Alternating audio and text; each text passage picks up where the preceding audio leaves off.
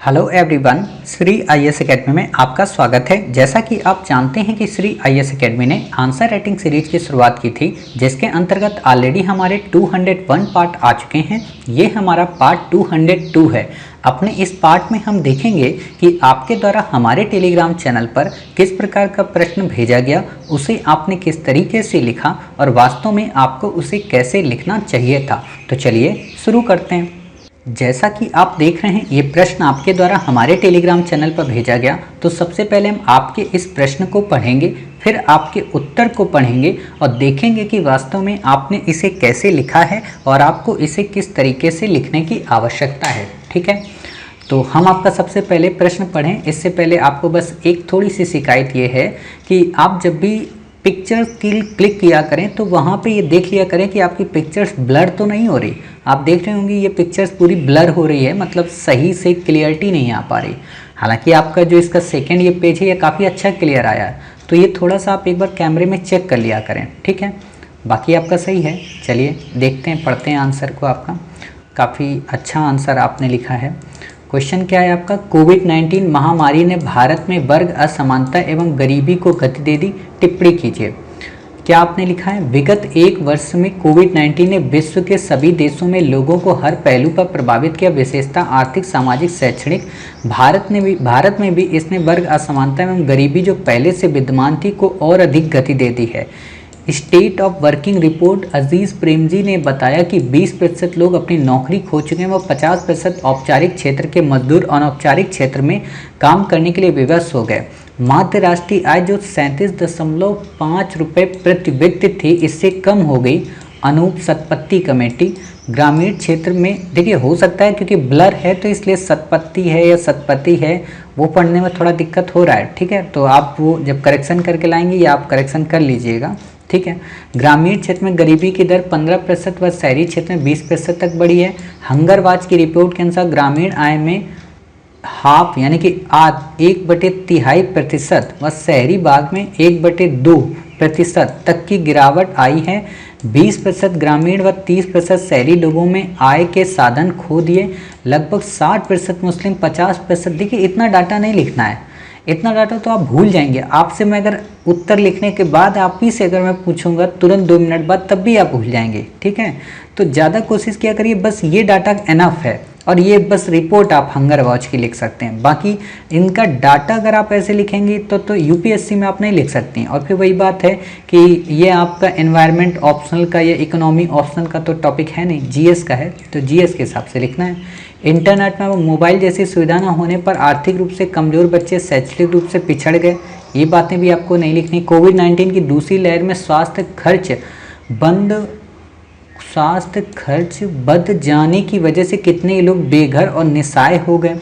ठीक, फिर आपने यहाँ पे लिखा वहीं एक और ऐसा वर्ग भी था जिसने इस समय अधिकाधिक धन कमाए, ये वर्ग असमानता को उजागर किया। यद्यपि सरकार द्वारा गरीबी और भुखमरी को नियंत्रित करने के कुछ कदम उठाए गए। प्रधानमंत्री गरीब कल्याण योजना के अंतर्गत गरीब परिवारों को मुफ्त राशन, मनरेगा के तहत ग्रामीण परिवारों को आय का साधन, वृद्ध लोगों को मुफ्त चिकित्सा व वैक्सीन। परंतु हम देखते हैं कि ये प्रयास काफ़ी नहीं रहे। जैसे खाद्य योजना के अंतर्गत सीमित व्यक्तियों को ही कवर किया है, 70% ग्रामीण और 50% शहरी। कुछ लोगों के पास पहचान पत्र न होने की वजह से राशन नहीं मिल पा रहा। प्रवासी श्रमिकों को राशन कार्ड पर राशन नहीं मिला। जो खाद्य सुरक्षा मिले उसमें पोषक तत्व गुणवत्ता ना के बराबर हैं।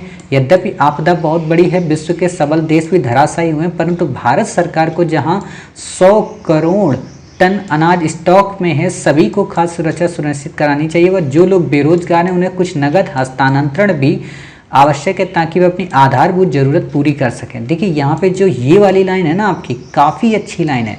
जो बच्चे सरकार की आलोचना करना चाहते हैं ना, वो ऐसी लाइन का उपयोग जरूर किया करें। देखिए क्या लाइन है कि आपदा बहुत बड़ी है, विश्व के सबल देश भी धराशायी हुए हैं और भारत भी हो गया, लेकिन भारत के पास जब इतना अनाज उपलब्ध है तो सरकार क्यों नहीं करे। मतलब एक तरफ तारीफ है तो दूसरी तरफ आलोचना। इसी को कहते हैं बिल्कुल कुम्हार की तरह बर्तन को शेप देना, कि किनारे किनारे हाथ भी लगाए रखो और अपने अकॉर्डिंग उस बर्तन को बना भी लो। ठीक है, तो ऐसी ट्रिक आपको अपने अंदर सबको लानी है। दूसरी इंपॉर्टेंट बात कि इनकी भाषा शैली से आप बहुत कुछ सीख सकते हैं।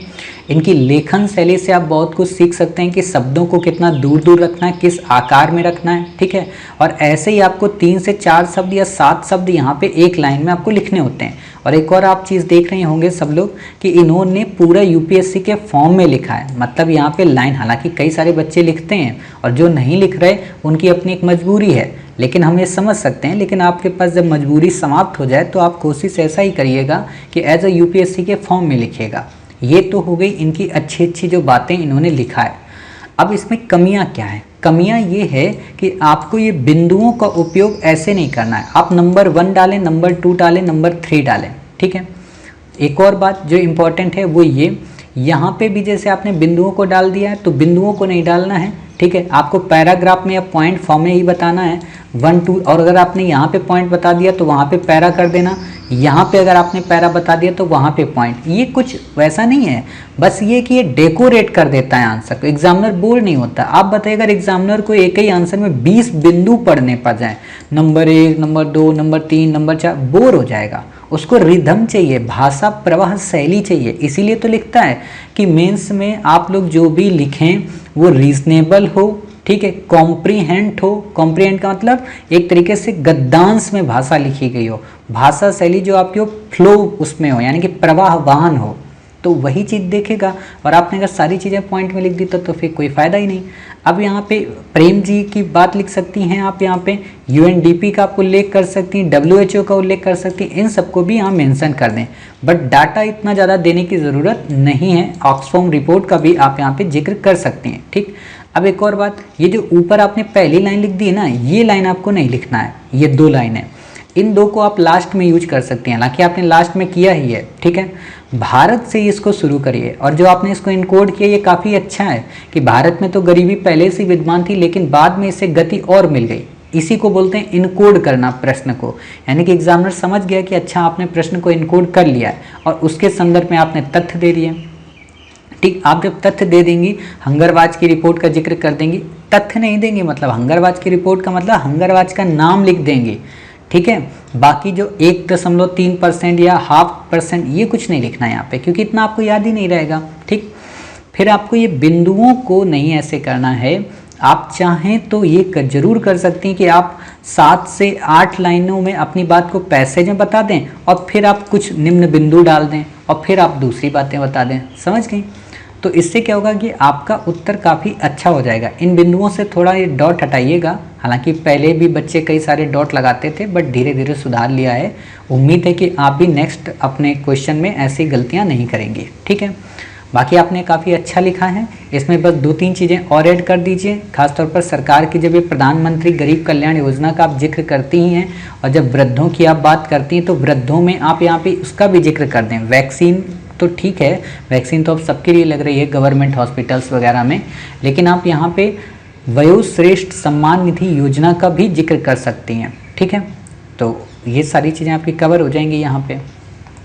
इसके अलावा यहाँ पे एक बात आपने और लिखी थी प्रवासी श्रमिकों को लेकर। आप यहाँ पे ये दर्शा सकती हैं कि कई सारी राज्य सरकारें बड़े पैमाने पर प्रवासी मजदूरों के लिए खाद्य सामग्री को सुलभ बना रही, यहाँ तक कि पका हुआ भोजन भी निःशुल्क उपलब्ध करा रही, समझ गए। तो इससे क्या होता है कि एग्जामिनर को लगता है कि अच्छा आप अपने आसपास की चीज़ों को देख रहे हैं। और आपने देखा होगा कि कोविड-19 1 में भी, कोविड-19 की दूसरी वेव में भी ऐसी घटनाएं देखने को मिलती हैं, खासतौर पर दिल्ली सरकार की बात हो या कई सारी अदर स्टेट की बात हो, ठीक है। तो ये आपके लिए काम आ सकता है। ये पॉइंट्स आप यहाँ पे और मेंशन कर देंगी तो आपका आंसर अन्य की अपेक्षा काफ़ी बेहतर हो जाएगा। बाकी राइटिंग तो आपकी अच्छी है और पॉइंट भी आपने अच्छे दिए, बस इनमें से उन्हीं चीज़ों को आपको हटा देना, न्यूमेरिक नंबर को। सिंपल सी बात है। देखो जो अभी आप लिख रहे हो ये सोच के लिखो कि आपको यूपीएससी में लिखना है, और क्या यूपीएससी में उस दिन तक आपको इतने पॉइंट याद रहेंगे या उस समय एग्जाम हॉल में याद रहेंगे? क्या यही डाटा तब तक रहेगा? नहीं रहेगा, चेंज हो जाएगा। अब जैसे इस समय कोविड-19 2 है, इसमें नया डाटा आएगा ना फिर से, तो उस डाटे को आपको उपयोग करना है। इसलिए डाटा कभी नहीं याद किया जाता है, डाटा तब याद किया जाता है जब आपका एग्जाम काफ़ी नज़दीक हो, समझ रहे हैं।